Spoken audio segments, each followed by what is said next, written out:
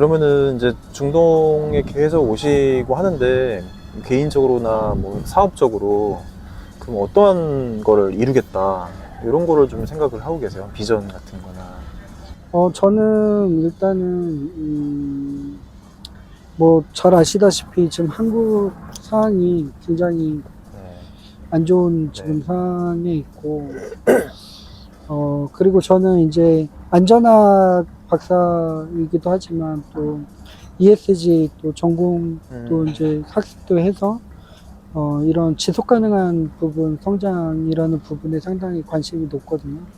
근데 그 관점에서 보면, 중동이 상당히 빠르게 그런 부분들을 지금 준비를 하고 있고, 그러다 보니, 한국에 비해서 앞으로의 10년은, 뭐, 미국이라는 뭐, 이렇게 엄청난 강대국도 있지만, 결국은, 이런, 저는 중동에서 많은 부분들이 이루어질 거라고 보고 있고, 또 많은 또 실제 많은 부자들도 지금 뭐 두바이나 이런 쪽에 많이 들어오고 있고 기술테크 기업들도 지금 들어오고 있는 그런 상황들인 거잖아요. 그래서 제가 여기서 뭐 이루고 싶은 부분은 저희 회사도 아예 어떤 이런 이제 그냥 UAE 회사로 이제 탈바꿈하는 게 이제 1차적으로 저는 필요하다라고 생각을 하고 있고요. 그리고 2차적으로는 그나마 아직까지는 그런 그 스마트 기술이 인도나 이런 데도 상당히 많이 올라와 있지만 그래도 아직까지는 스마트 기술이 저는 경쟁력은 아직은 있다라고 생각을 해요. 그래서 그런 스마트 기술과 그리고 안전 이런 관점을 잘 결합을 해서 여기에 이제 많은 정말 그런 전 세계에서 가장 여기 두바이는 다 그거잖아요. 수식이 전 세계에서 가장 높은 빌딩, 맞아요. 뭐든지 전 최고. 세계에서 뭐 항상 가장 좋은 호텔, 뭐 이제 이런 부분이 가다 보니까 약간 그 K 컬처처럼 K 세이프티 뭐 이런 부분을 관심을 가지고 여기에서 좀 잘 이렇게 터전을 만드는 게 이제 제 꿈 중에 하나고요. 또 하나는 어쨌든 여기에 많은 이제 귀족과 왕족분들 뭐 이런 분들도 있기 때문에 항상 중동은 자연재해보다는 제가 이제 걱정을 할 수 있는 건 뭐 테러라든지 이제 이런 이슈들이 있다 보니까요. 그런 부분들을 어떤 이제 제가 한국에서 하듯이 어떤 여기 UAE의 정책이라든지 아니면 여기에 이제 국영기업의 어떤 그런 설계, 뭐 그림을 그리는 부분에 어떤 참여를 하게 되는 이제 이런 부분들도 고민을 그런 부분들이 좀 뭐 소소한 부분이긴 합니다. 국가 정책에 네. 이제 거기에 참여할 수 있는 그렇죠. 그런 걸 또 만드는 거네요. 근데 지금은 제가 볼 때 한국의 대기업을 제외하고 스타트업들은 지금은 어쨌든 버티는 게 중요한 거기 때문에 그 한국에서의 버티려면은 그 계속 제살깎기를 할 수밖에 없는 그런 부분들이라고 생각을 하거든요. 그리고 또 이런 얘기 좀 드리기는 좀 그렇지만 한국의 인력 활용 부분이 그렇게 생산성이 그렇게 높지는 않기 때문에 그런 여러 가지 부분들이 한국의 많은 스타트업을 운영하시는 분들 또 중견기업 하시는 분들은 중동이 그런 부분에 상당히 매력적이라고 저는 봐요. 그러려면 어쨌든 문화를 이해하는 것부터 시작이 필요하겠죠. 그러면 여기 저도 이제 계속 그런 고민을 하면서 정보가 너무 없다 보니까 이렇게 미디어를 만들어서 이제 시작을 하게 된 건데 쭉 보시기에 우리나라 사람들이 여기에서 어떠한 형태의 비즈니스를 하면 뭐 다른 분야도 상관은 없는데 그런 비즈니스 기회가 어디에 좀 있을 거다라는 이 예측을 좀 하시나요? 저는 뭐 이제 결국은 자본이 있는 분과 기술이 있는 분과 자본과 기술이 다 있는 분과 네. 둘 다 없는 분. 둘 다 없는 분들. 네, 이제 나눠지겠죠. 그래서 저는 자본이 있는 분이라고 하면 뭐 결국은 좀 UA 같은 경우는 많은 이제 제조업들을 이제 계속 그 끌어들이고 있고 이제 이런 부분들이 있으니까 자본과 기술이 있다라고 하면은 저는 뭐 그거를 중심으로 해서 어떤 제조업 기반으로 들어와도 충분히 괜찮다고 보고 아예 있고요. 생산부터 네, 그쵸. 시작하는 네. 거네요. 네. 근데 이제 기술은 없고 예를 들어서 이제 자본이 있다. 네. 자본만 있다. 그러면은 제가 볼 때 여기 인건비, 그러니까 서비스 쪽에 인건비가 상당히 싸거든요. 네. 한국에 비해서 정말 싸요. 네. 이래서 그 어떤 그 뭐 프랜차이즈라든지 뭐 이런 부분들을 한다라고 하면 저는 뭐 큰 돈은 아니더라도 여기서 충분히 생활할 수 있는, 워낙 인건비가 싸니까요. 한국은 이제 임대료도 비싸고 인건비도 이제 그렇죠. 비싸고 이제 이러다 보니까, 그래서 자본이 있다라고 하면, 또는 이제 지금 여기 부동산이 상당히 지금 그 치솟고 있잖아요. 네. 그러니까 이제 이런 부분들도 이제 중요할 것 같고. 근데 이제 기술만 있을 때가 제가 볼 때 좀 고민이긴 한데, 네. 뭐냐면 한국의 기술을 저도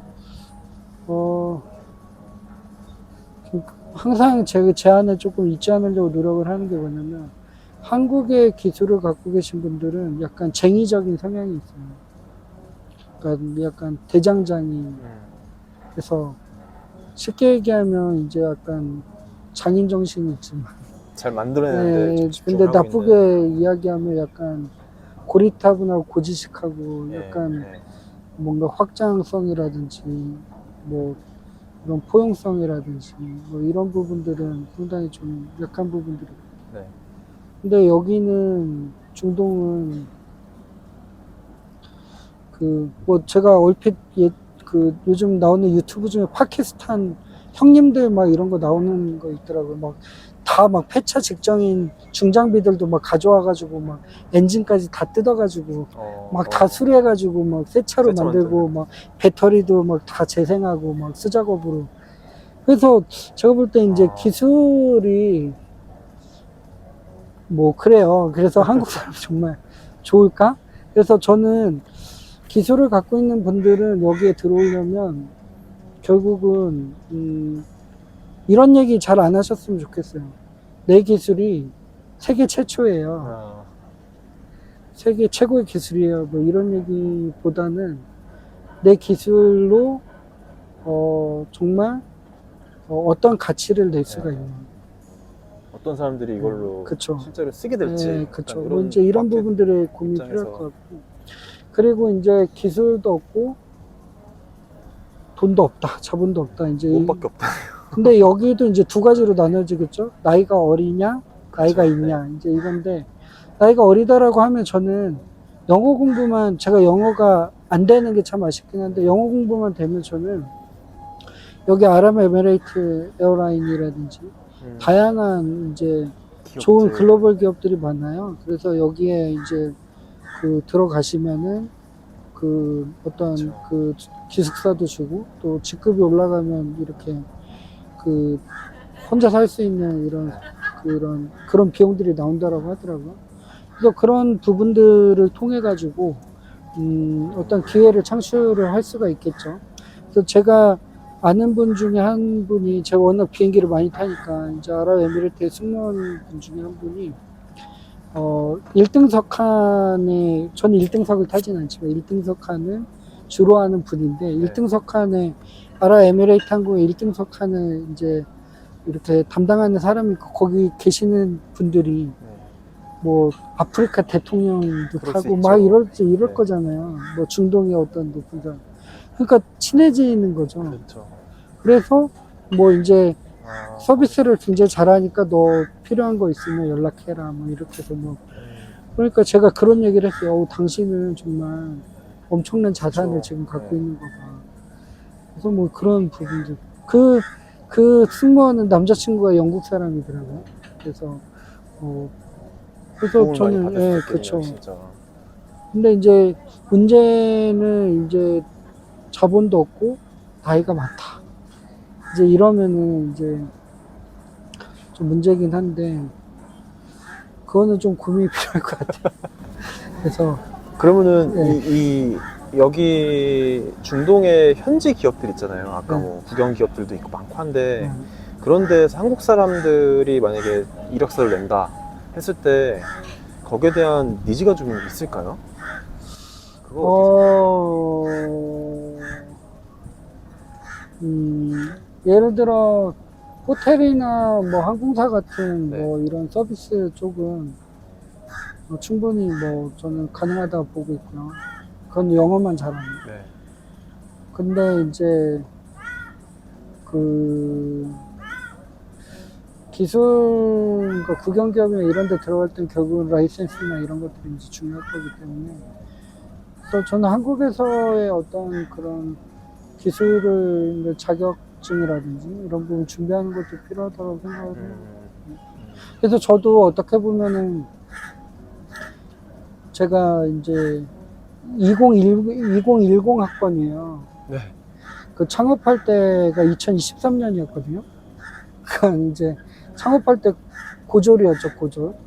2010으로 이제 학교 다니면서요. 네, 학교 들어갔고 7년 만에 학부 졸업했고 졸업하면서 석사했고 박사했고 지금 이제 교수 이제 하고 있는데 결국은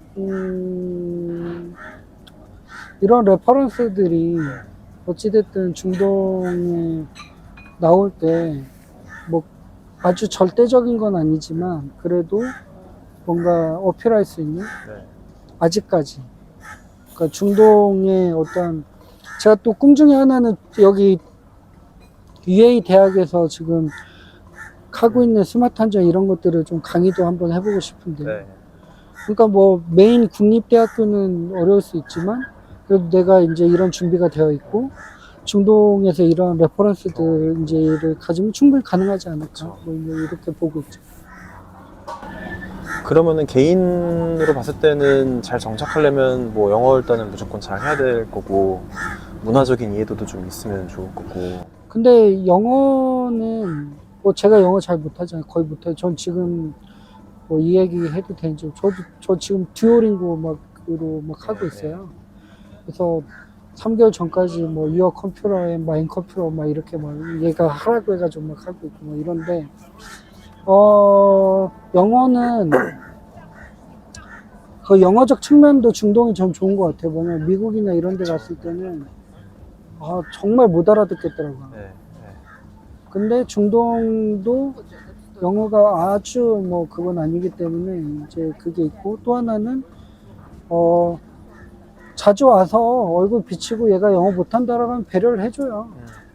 그리고 자기네들이 구글 번역 켜가지고 막 해서 한국말로 하고 막 해서 뭐 서비스직에서가 아니면 뭐 영어는 어느 정도 기본을 한다라고 하면 좋을 것 같고요. 문화에 대한 인식이 전 중요한 것 같아요. 네. 그래서 이제 그러려면은 제가 이제 영어가 안 되다 보니까는 뭐 카페에 앉아가지고 1시간, 2시간 앉아서 제일 하면서 저 테이블에 있는 저 친구들은 어떤 모습을 하는구나. 뭐 이렇게 주문을 할 때는 어떤 부분이고 뭐 이제 이런 것들을 이제 관찰해야 되네. 네, 그렇죠. 그런 것들이 굉장히 필요하고 그게 디테일인 것 같아요. 그래서 이제 실제 뭐 식사 자리에 간다거나 뭐 이렇게 했을 때 제가 보고 배웠던 거를 이제 그대로 해줬을 때 이제 거기서 오는 이제 그러면은 여기 두바이도 그렇고 최근에 보면 뭐 사우디, 카타르 이런 데들이 막 경쟁적으로 국제적으로 봤을 때 경쟁이 붙은 느낌이 좀 들거든요. 그게 뭐 다 왕들이 어쨌든 막 지배를 하니까 정책적으로 막 밀어붙이는 느낌이 좀 있는데 그거를 이렇게 좀 보시면서 어떠한 생각이 좀 드시나요? 근데 그것도 뭐 그래서 좀 중동에 대한 공부나 문화가 필요할 것 같은데 사우디는 이제 킹덤 오브 사우디아라비아라고 하죠. 킹덤이라는 말을 유일하게 쓰는데 중동 국가 중에 그 카타르나 쿠웨이트나 이런 데는 도시 국가라고 하잖아요. 네. 도시. 그러니까 굉장히 작은 도시. 정말 쿠웨이트 같은 경우는 하루면 다 돌고, 조그마한- 네, 다 돌고, 뭐 카타르도 돌고, UAE도 뭐 북쪽에서 끝까지 가는데. 그래서, 어찌됐든, 사우디아라비아 입장에서는 뭐 여기 지금 카타르나, 쿠웨이트나, 뭐 여기 UAE나 다 어떻게 보면 나의 변방 국가들이라는 생각을 갖고 있었거든요. 근데 이제 UAE나 카타르 같은 곳들은 이제 사우디의 어떤 이런 부분들을 벗어나기 위해서, 그러니까 이제 또 이제 깊숙이 들어가면 또 1시간여 해야 되는데 오펙이라는 이제 이런 부분들도 결국은 이제 그 수십 년 전에는 이제 강대국들이 어떤 석유에 대한 모든 것들을 했다라고 하면은 이제 그 오펙이라고 이제 사우디에서 이제 이런 것들을 만들어서 네. 사우디에서 이런 것들을 핸들링 하려고 하는, 이제 뭔가 또 사우디 영향권 안에 들어와라 이제 이런 부분들이었지만, 뭐 UAE나 카타르나 이런 데에서는 석유가 뭐 앞으로 영원하지 않을 거라고 보고 있다 보니까 이제 어떤 이제 새로운 이제 경쟁력. 새로운 이제 이렇게 가는 거고, 그런 관점에서 카타르가 월드컵도 유치하고 네, 그쵸. 뭐 이제 뭐 유치한 게 이미 했죠. 네. 몇 년 전에 했었고, 또 사우디. 이란하고 이제 사우디 관계가 별로 안 좋은데, 이란은 약간 아랍어를 안 쓰는 무슬림이잖아요. 그쵸? 근데 카타르, 제가 알기로 알자지라 방송국이 카타르에 있죠. 그래서 이제 이란의 사항들을 먼저 이렇게 대변하기도 하고 뭐 이러다 보니까 결국은 이제 이란하고 사우디가 안 좋으니까 몇 년 전에 제가 이제 자주 왔을 때 몇 년 전에 사우디에서 사우디 영토에 카타르가 살짝 이렇게 붙어 있거든요. 네, 네. 이 국경을 다 수로를 파가지고 막 섬으로 만들겠다. 아, 막 그리고 그때 당시에 카타르 월드컵 막 준비하는데 자재들 필요한데 이런 배나 이런 것들이 다 통제되니까는 항공으로만 자재를 뭐 하고, 또 협조 안 해주는 거. 카타르에 또 입국하려면 쿠웨이트로만 들어가고 뭐 사우디나 유에서 못 들어가고 뭐 이런 것들이 많았거든요. 그래서 막 사우디에서 그런 얘기도 있었죠. 야, 우리랑 다시 관계 만들려면 너 카타르 월드컵 네. 유치권 다시 반납해. 막 이런 것들도 있었고 뭐 그랬죠. 근데 카타르가 싫다, 왜 그러냐. 근데 또 잘 끝냈잖아요. 네. 이런 부분들 보니까는. 또 UAE는 이제 그 두바이 엑스포 코로나 때문에 이제 연기돼서 진행했지만 어쨌든 잘 끝냈고, 큰형님 입장에서는 이제 뭐 가만히 있을 수 없으니까 요번에 이제 사우디 엑스포, 사우디 월드컵 다 유치해버렸잖아요. 네. 그러니까 이런 경쟁이 결국은 이제 계속 중동이 개방할 수밖에 없게 만드는 거고, 또 돈이 있으니까 여기에 사람들이 계속 모일 수밖에 없는 거고, 또 생산성을 높여야 되니까 기술들이 모일 수밖에 없는 거고, 이제 이런 선순환이 이루어진다라고 봐요. 그럼 지금 저희가 여기 와 있는 곳도 라스알카이마 지금 저희 카지노 있는 곳이잖아요. 이게 두바이 아랍에미리트가 어쨌든 먼저 개방을 막 하기 시작하면서 네네. 새로운 경쟁력을 만들어가는 거를 사우디나 이런 데들이 옆에서 이렇게 보고 있을 텐데 이거를 네. 그러면 앞으로 뭐 한 5년, 10년 이렇게 좀 지나면 이런 흐름을 사우디나 이런 쪽이 따라갈까요? 사우디는 그렇게 쉽게는 못 따라가겠죠. 왜 그러냐면 이제 이슬람교의 종주국이잖아요. 그리고 지금 아무리 개방을 한다 하더라도 UAE나 카타르나 쿠웨이트나 뭐 오만이나 뭐 이런 데들은 어쨌든 이제 종교 지도자들, 또 여기에 왕족 이런 사람들은 어떤 이런 이슬람 무슬림의 굉장히 어떻게 보면 굉장히 이런 중심점에 있는 사람들인데, 네. 예를 들어서 사우디가 어떤 다양한 이슬람에서 뭐 도박을 하지 말고 뭐 외국인 술을 먹어야 되고 개방 뭐 같은 것도 많고. 이제 이런 부분들을 완벽하게 개방한다 이러면은 아마 지금 경제적인 부분들도 그렇고 여러 가지 부분들도 지금 밀리고 있는데, 쉽지 않아요. 메카가 지금 사우디에 있잖아요. 네. 거기 막 전 세계에 있는 그쵸. 무슬림들이 가가지고 막 돌고 하는데, 그런 부분들을 유지를 할 수 있을까? 이제 이런 계획이 있기 때문에 외국인의 거의 그런 건 있죠. 이제 사우디가 원래 술이 안 됐는데 이제 외교관을 대상으로 이제 술을 파는 바가 생겼고 또 원래 결혼을 하지 않은 상태에서 동거라든지 호텔에 같이 남녀가 묵을 수 없거든요. 네, 안 된다고 그랬어요. 근데 지금도 호텔은 안 될 거로 보는데 예외가 생겼죠. 한 커플이 호날두. 아, 네, 호날두가 이제 사우디 결혼한 게 프로축구팀으로 아니니? 가면서 이제 호날두는 결혼 안 하잖아요. 네, 네. 그러니까 예외 조항이 생겼죠. 이제 이런 부분들이 그런 생기고 것들이 있어요. 있습니다. 근데 카타르 월드컵 때도요. 어떤 일이 있었냐면 그 많은 거기에 이제 축구를 보러 가려고 했던 여행객들이 주로 카타르의 호텔을 안 잡았어요. 왜 그러냐면 뭐 호텔값도 상당히 높았지만 네. 수리 안 됐거든요. 그래서 대부분 다 UAE에 아, 호텔을 잡고 여기서 술을 사갖고 간다든지 아니면 당일치기로 경기만 가서 보고 축구 오고. 보고 와서 여기서 술을 했는데 그랬거든요. 축구 팬들은 그럴 수 네, 있겠네요. 그쵸. 그러니까는 이게 정말 쉽게 축구 보고, 아마 팍 열리지는 않을 거다. 뭐 그렇게 보고 있죠. 적정하게 열릴 거다. 그리고 이제 카지노는 뭐 여기 지금 그 UAE가 이제 7개 토호족으로 구성되어 네, 있잖아요. 그쵸. 근데 어쨌든 라스알카이마가 토호족 중에서 살아남기 위해서 이제 어떤 하나의 이제 방법론을 찾은 거고, 그쵸.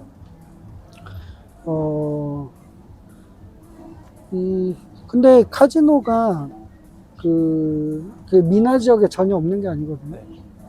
이집트 카이로는 이미 십수년 전부터 카지노들이 굉장히 많이 있고, 그리고 제가 알기로는 뭐 제가 타보진 않았지만 이 중동으로 들어오는 크루즈들이 많잖아요. 그 크루즈 안에도 다 거기 카지노가 또 있어요. 국경 예외가 되는 그쵸. 지역들이. 그래서 뭐 그리고 뭐 예를 들어서 뭐 조금만 내려가면 아프리카, 여기서 아프리카 네. 가는 게 쉽잖아요. 이 아프리카 이런 데도 카지노들이 있었고, 뭐 여기 저기 어디죠? 키프리스 뭐 이런 데도 뭐 이런 여기서 한 5시간 6시간 거리에 가 있습니다. 네. 그래서 라스알카이마에 생기는 카지노가 뭐 제가 볼 때는 굉장히 뭐 이례적인 건 아니다. 저희가 지금 한 50분 정도 됐네요.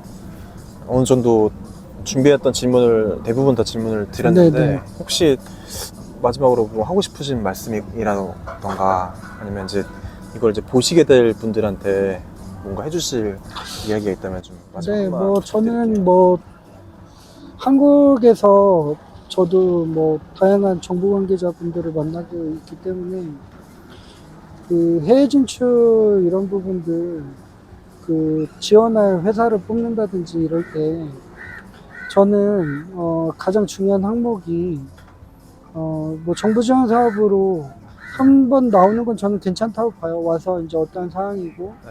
또 정부랑 나오니까는 이제 못 보는 부분들을 그쵸. 볼 수가 있겠죠. 그렇죠. 전 그건 좋아요. 근데 그건 좋은데 그렇게 나왔다라고 해서 뭔가 일이 진행되는 건 아니거든요. 네.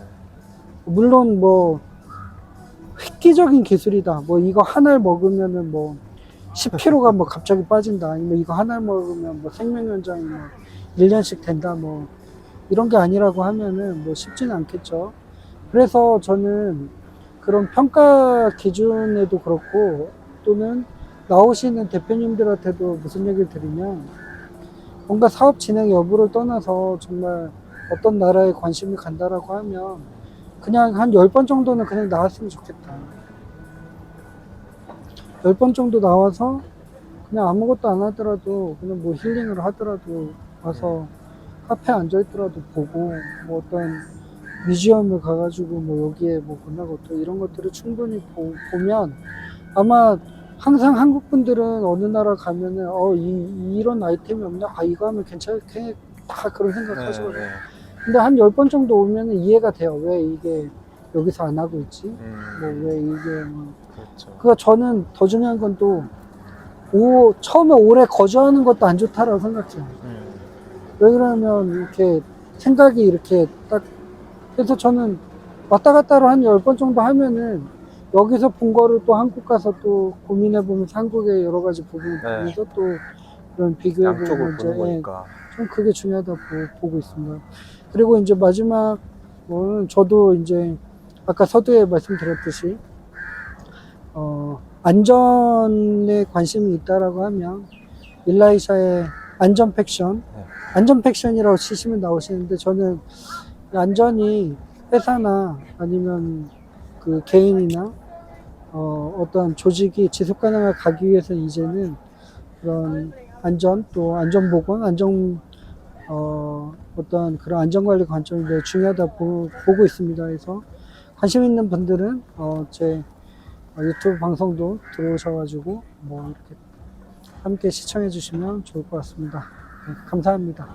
네, 그러면은 앞으로의 이제 계속 이 개척해 나가실 중동의 이 개척의 시간들을 저도 응원을 드리면서 오늘 인터뷰는 이렇게 마치겠습니다. 네, 감사합니다. 감사합니다. 오늘 또 이제 두 번째 인터뷰를 이렇게 했는데요. 앞으로 계속해서 한국에서 두바이 혹은 아랍에미리트 중동에 넘어오셔가지고 이렇게 사업을 개척하시거나 혹은 진짜 작은 일부터 시작해가지고 어쨌든 진출하려고 하시는 분들한테 좀 도움이 됐으면 하는 차원에서 이렇게 채널을 마련을 했는데요. 관심 있게 지켜봐 주시고 다음 컨텐츠 때 또 재밌게 준비해서 내용을 만들어 보도록 하겠습니다. 감사합니다.